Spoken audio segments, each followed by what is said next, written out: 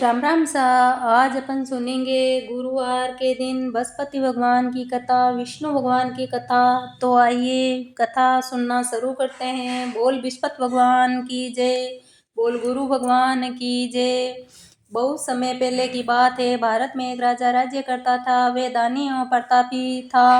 वह प्रतिदिन मंदिर में दर्शन करने जाता था और गुरु भगवान की सेवा किया करता था। भगवान के मंदिर जाया था। उसके घर से कोई याचक निराश नहीं लौटते थे। वह प्रत्येक गुरुवार का व्रत रखता, पूजा करता, हर दिन गरीबों की मदद करता। परंतु ये सब बातें उनकी रानी को पसंद नहीं थी। वह न तो व्रत रखती और न किसी को एक पैसा दान में देती। वे राजा को भी ऐसा करने को मना करती और रोकती। ये उस समय की बात है जब राजा शिकार खेलने वन में चले गए। महल में सिर्फ रानी और दासी थी।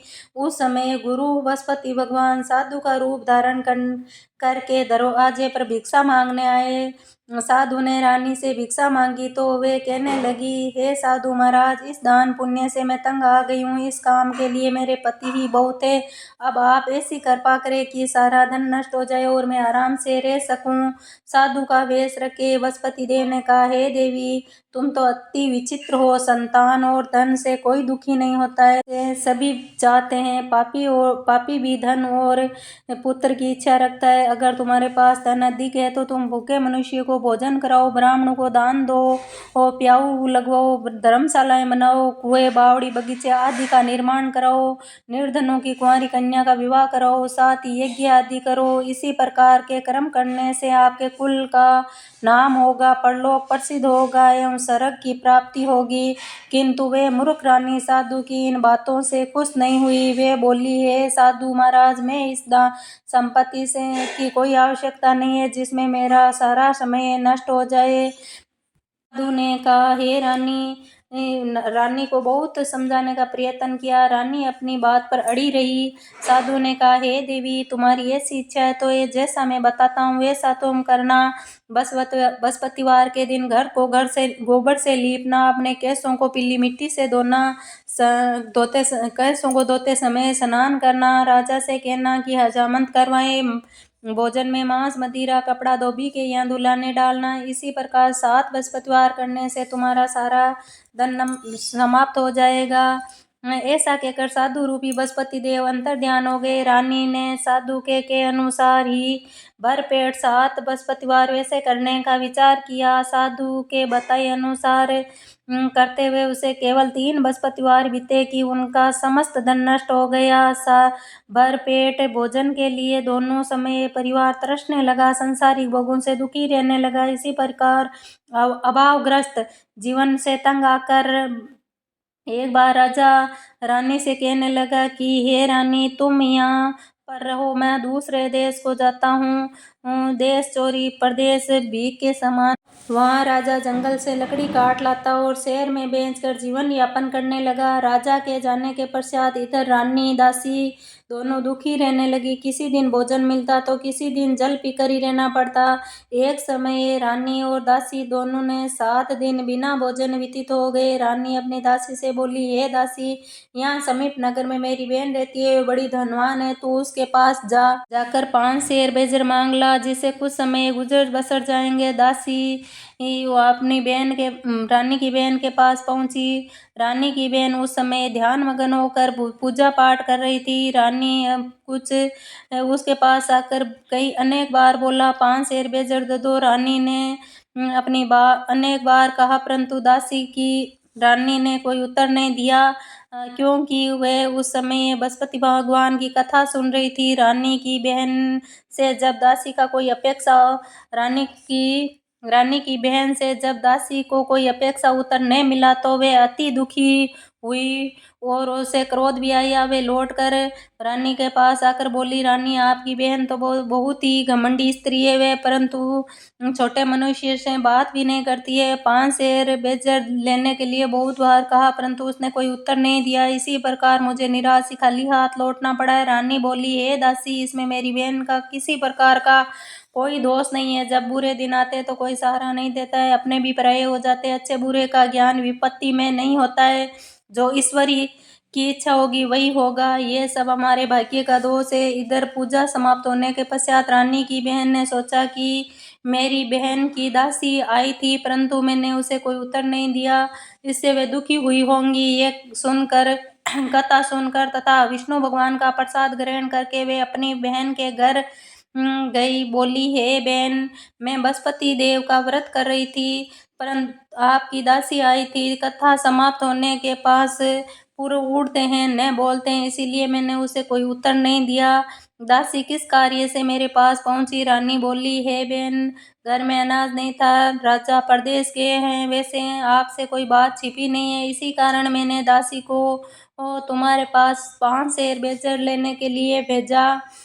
इसी प्रकार रानी की बहन बोली, हे बहन, बृहस्पति भगवान आप सबको मनवांछित फल देते हैं, देखो शायद तुम्हारे घर में किसी कोने में अनाज रखा होगा। ये सुनकर रानी की बहन की बातों से विस्मित दासी के अंदर गई और वहां उसे एक घड़ा बेजर से भरा मिला।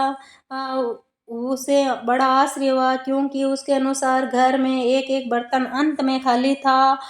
उसने बाहर आकर रानी को सारा वृतांत सुनाया। दासी अपनी रानी से कहने लगी, हे रानी, देखो वैसे कोई हमको जब अन्न नहीं मिलता तो वे भी व्रत समान ही है। अगर इसमें व्रत की विधि कथा पूछ ली जाए तो बृहस्पतिवार का व्रत हम भी किया करेंगे। और फिर दासी के कहने पर रानी ने अपनी बहन बृहस्पति भगवान के व्रत की विधि एवं नियमों के बारे में विस्तार से पूछा। उन्हें बताया जो बृहस्पतिवार व्रत में चने की दाल और मुक्का से विष्णु भगवान का केले की जड़ से पूजन करता है, दीपक जलाता है, पीला भोजन करता है और पीले वस्त्र धारण करते हैं, प्रेम पूर्वक बृहस्पति भगवान की कथा सुनता है। इसी प्रकार करने से गुरु भगवान उस भक्त पर प्रसन्न होते हैं, अन्न धन मनवांछित मनोकामना पूर्ण करते हैं।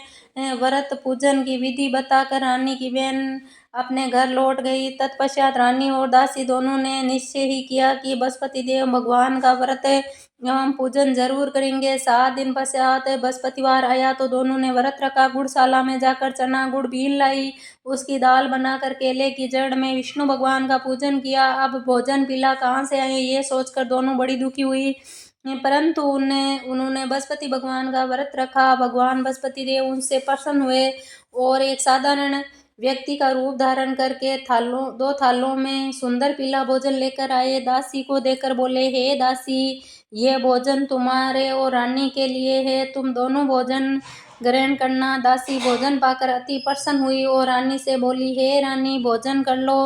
रानी को भोजन के विषय में कुछ पता नहीं था, इसीलिए वे दासी से बोली, जा तू ही भोजन कर, क्योंकि तू मेरी व्यर्थ में हंसी उड़ाती है। दासी बोली, हे रानी, वे व्यक्ति हम दोनों के लिए भोजन दे के गए। रानी बोली, वे भोजन तेरे लिए ही दे के गया, इसीलिए तू ही भोजन कर ले। दासी ने कहा, हे, वे व्यक्ति दोनों के लिए 2 थालों में पीला भोजन देकर गया है, अतः हम दोनों साथ साथ भोजन करेंगे। दोनों ने गुरु भगवान को धन्यवाद एवं नमस्कार करके भोजन आरंभ किया। उसके बाद दोनों ने प्रत्येक बृहस्पतिवार को गुरु भगवान का व्रत एवं पूजन करने लगी। बृहस्पति भगवान की कृपा से उन दोनों ने भोजन एवं धन की कमी दूर हो गई, परंतु रानी पुनः पहले की प्रकार आलस्य करने लगी। तभी दासी ने कहा, हे रानी, आप पहले भी इसी प्रकार आलस्य करती थी, आपको धन संभालने में, दान देने में कष्ट होता था, इसी कारण आपका सभी धन नष्ट हो गया है, हमारी ये दुर्दशा हो गई है। अब गुरु भगवान की कृपा से धन मिला है तो आपको पहले की तरह आलस्य नहीं करना है। बड़े कष्टों के बाद हमने ये धन पाया है, इसीलिए आपको दान पुण्य करना चाहिए। भूखे मनुष्य को भोजन करवाओ, ब्राह्मणों को दान दो, प्याऊ लगवाओ, कुआं, तालाब, बावड़ी, बगीचे आदि का निर्माण कराओ, कुंवारी कन्या का विवाह करो, ब्राह्मणों को दान दो, मंदिर पाठशाला बनाकर धन को शुभ कार्य में खर्च करो, जिससे कुल का सम्मान बढ़ेगा तथा आपको स्वर्ग की प्राप्ति होगी, आपके पितृ प्रसन्न होंगे। दासी की बात सुनकर रानी ने इसी प्रकार के सद्कर्म करने आरंभ कर दिए। इसी प्रकार आलस्य करना बंद कर दिया और रानी ने शुभ कार्य करना शुरू कर दिया। उससे उसका काफी यश फैलने लगा। कुछ दिनों बाद एक दिन रानी दासी आपस में विचार करने लगी कि न जाने राजा किस दशा में होंगे, उनकी कोई खोज खबर नहीं है, राजा की कोई खबर न है। पाकर दासी उदास रहने लगी। गुरु भगवान से उन्हें प्रार्थना की कि भगवान ने रात्रि में राजा को स्वप्न में दर्शन देकर कहा, हे राजा उठ, तेरी रानी तुझे याद करती है, अब तू अपने देश को लौट जा। राजा प्रातःकाल उठा। वह सोचने लगा कि मैं किस प्रकार रानी के पास खाली हाथ जाऊं, मेरे पास कुछ भी नहीं है। स्त्री जाति खाने और पहनने की साथी होती है, परंतु प्रभु की आज्ञा मानकर वे अपने नगर को चलने को तैयार हुआ।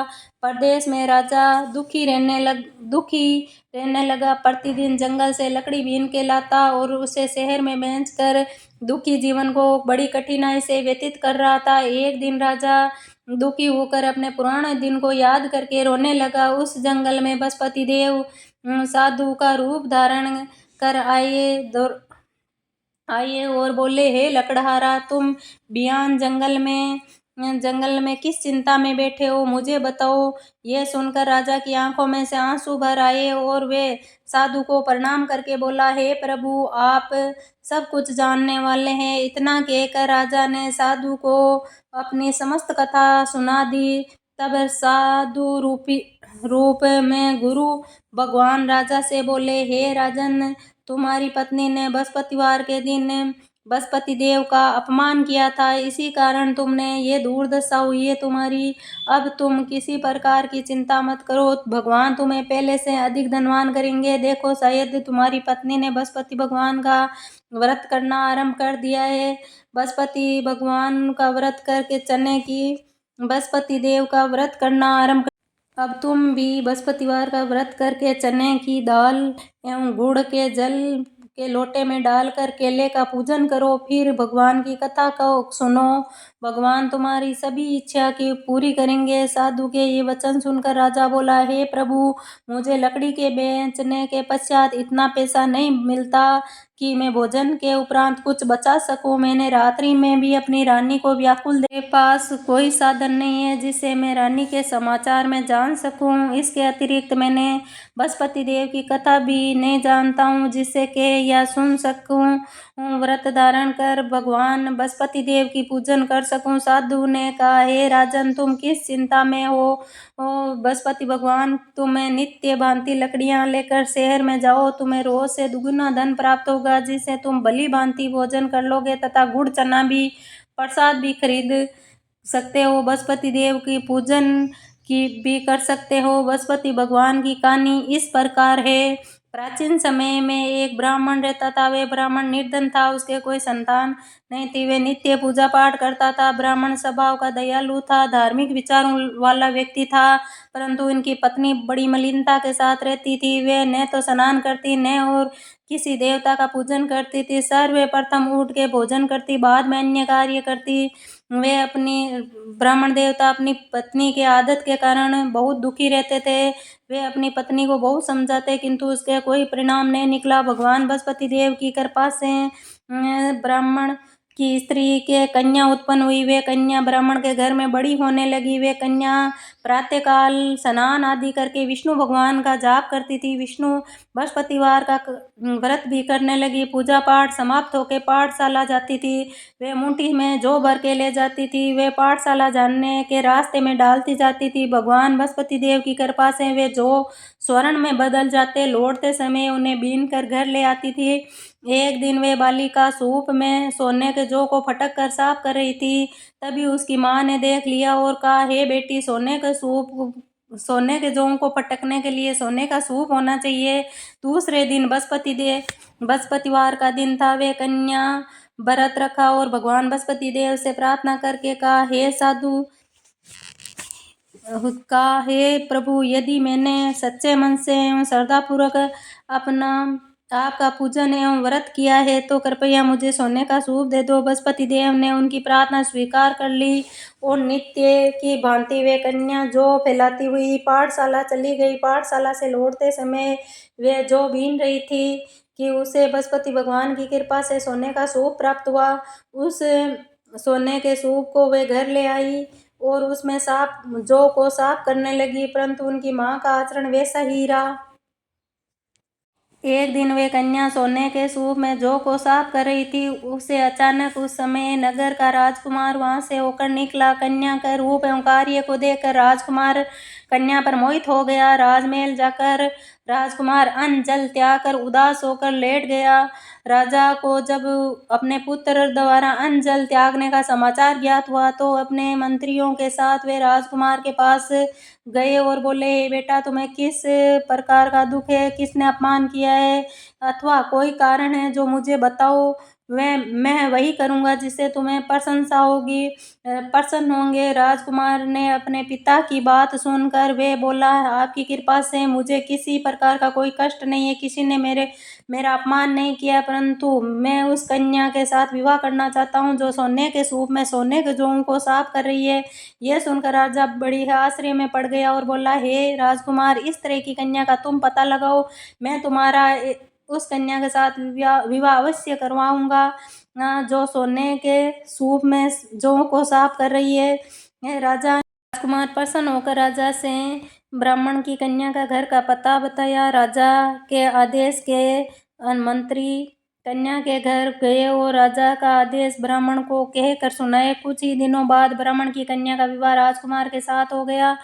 घर में कन्या के विदा होते ही ब्राह्मण के घर में पहले की तरह निर्धनता वास करने लगी कि भोजन के लिए अनाज भी बड़ी मुश्किलता से मिलता। एक दिन दुखी होकर ब्राह्मण देवता अपनी बेटी से मिलने गए। बेटी की पिता की ऐसी अवस्था देखकर नित्य दुखी हुए एवं अपने बेटी अब भोजन के लिए अनाज बड़ी मुश्किल से मिलता। एक दिन दुखी होकर ब्राह्मण देवता अपनी बेटी से मिलने गए।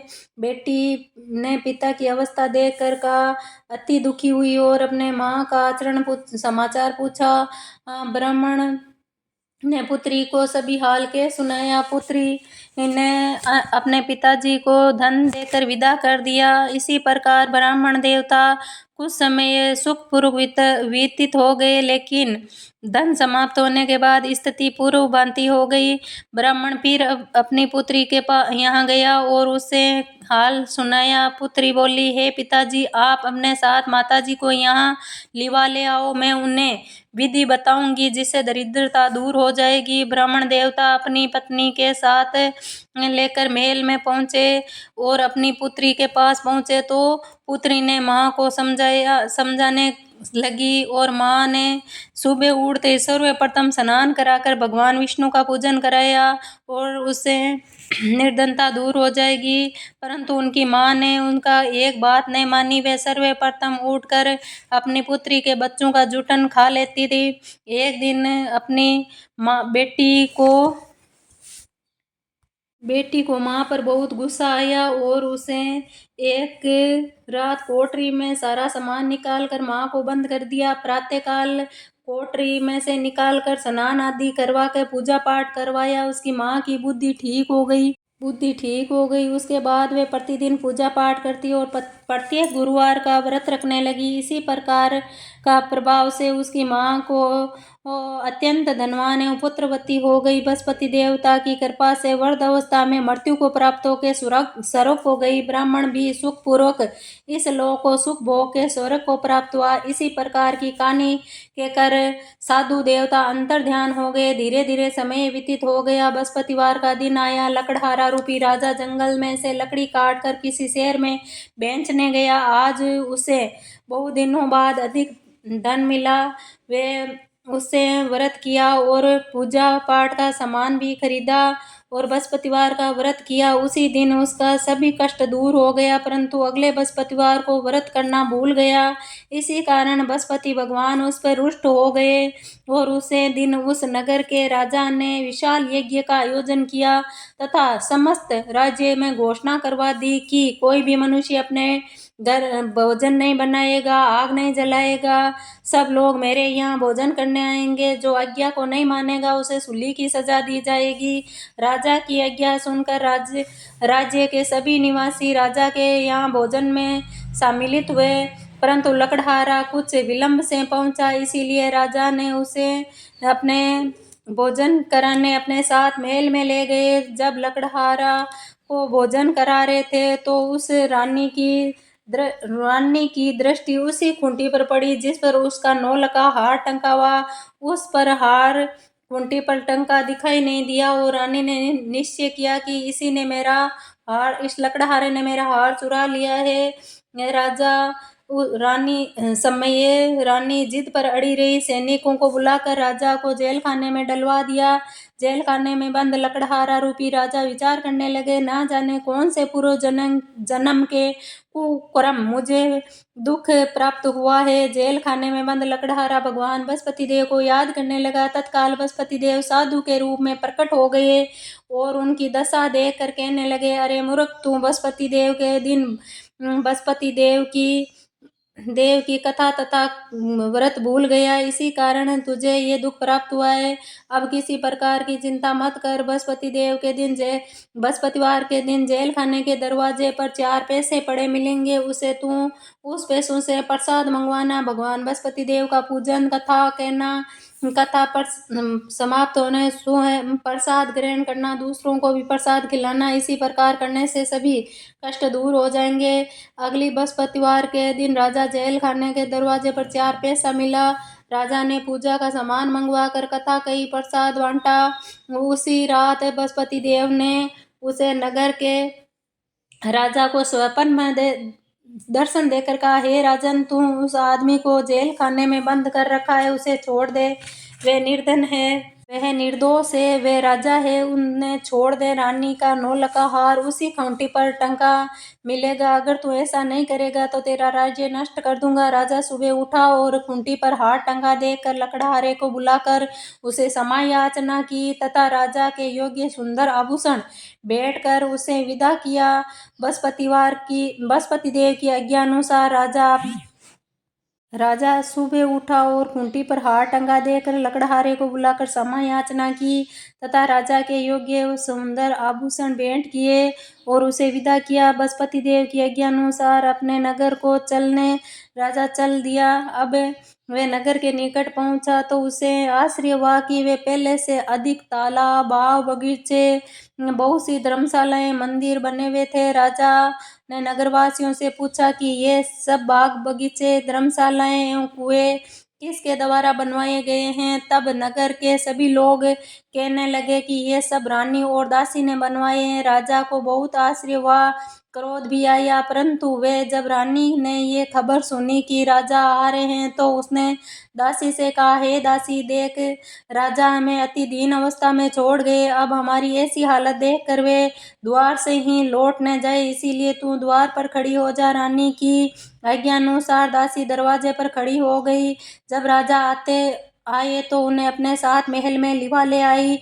राजा ने क्रोध करके अपनी तलवार निकाली तथा रानी से पूछा, बताओ, इतना धन तुम्हें कैसे प्राप्त हुआ है। अब रानी ने बताया कि हमें ये सब धन बृहस्पति देव के व्रत के प्रभाव से प्राप्त हुए हैं।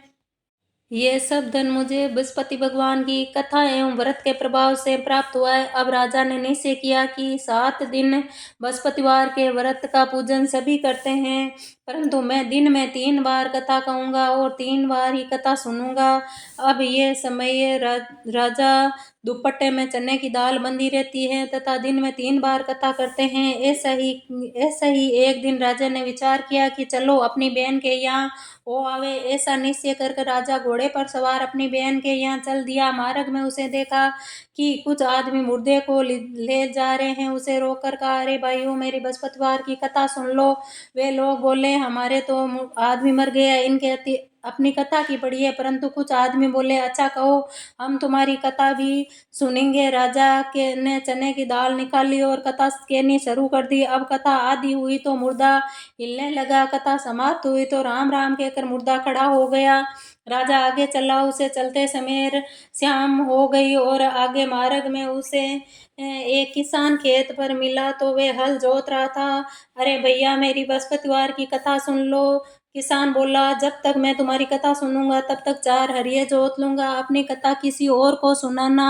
राजा आगे चलने लगा कि हटते ही किसान के बैल तड़ाच खाकर जमीन पर गिर गए और किसान के पेट में जोर से दर्द होने लगा। उसी समय किसान की माँ रोटी लेकर आई और उसने जब ये देखा तो अपने पुत्र को सारा हाल पूछा। बेटे ने सारा हाल बता दिया। किसान की माँ दौड़ी दौड़ी घुड़सवार राजा के पास गई और बोली, मैं तेरी कथा सुनूंगी, तू मेरे खेत पर चलकर अपनी कथा सुनाना।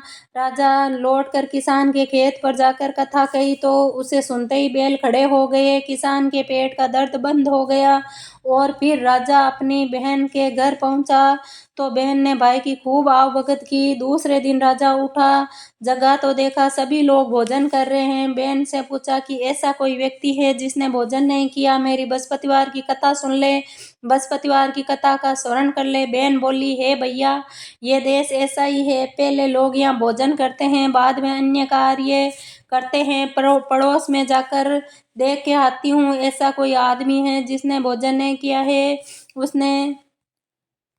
परंतु उसे कोई ऐसा व्यक्ति नहीं मिला जिसने भोजन नहीं किया। वह कुमार के घर गई जिसका लड़का बीमार था और उसने 7 दिन तक भोजन नहीं किया था। राजा की बहन ने भाई की कथा सुनने के लिए कुमार के लड़के से आग्रह किया। वे तैयार हो गया। राजा ने जाकर बृहस्पतिवार की कथा कही, उसको सुनकर कुमार का लड़का ठीक हो गया। अब तो भोजन राजा की हर ओर प्रशंसा होने लगी। कुछ दिनों बाद एक दिन राजा ने अपनी बहन से कहा, हे बहन, मैं अपने नगर को जाऊंगा, तुम भी तैयार हो जाओ। राजा की बहन ने अपनी सास से कहा, मैं भाई के साथ जाने की आज्ञा मांगने आई हूँ। सास बोली, तू तो चली जा, परंतु अपने लड़कों को यहीं छोड़ जाना, क्योंकि तेरे भाई के कोई संतान नहीं है। बहन ने भाई से कहा, हे भैया, मैं तो चलूंगी, परंतु कोई बालक नहीं जाएगा। राजा ने कहा, जब तू भी नहीं जाएगी,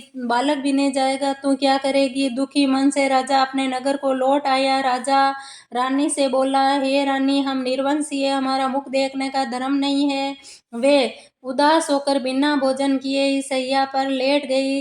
रानी बोली, हे प्रभु, भगवान बृहस्पति देव ने हमें सब कुछ दिया है तो संतान भी अवश्य देंगे। उसी रात बृहस्पति देव ने राजा को स्वप्न में दर्शन देकर कहा, हे राजन, उठ, अपने सोच को त्याग, तेरी रानी गर्भवती है। राजा का ये जानकर अति प्रसन्नता हुई। 9वें महीने में रानी के सुंदर गर्भ से पुत्र रतन पैदा हुआ। अब राजा बोला, हे रानी, स्त्री बिना भोजन के कह रह सकती है, परंतु बिना के नहीं रह सकती। मेरी बहन आए तो उसे कुछ मत कहना। रानी ने हाँ कर दी और जब राजा की बहन ये शुभ समाचार सुनकर अति प्रसन्न हुई और बधाई लेकर अपने भाई के यहाँ आई, तभी रानी ने कहा, घोड़ा चढ़ी आई, गधा चढ़ी आई।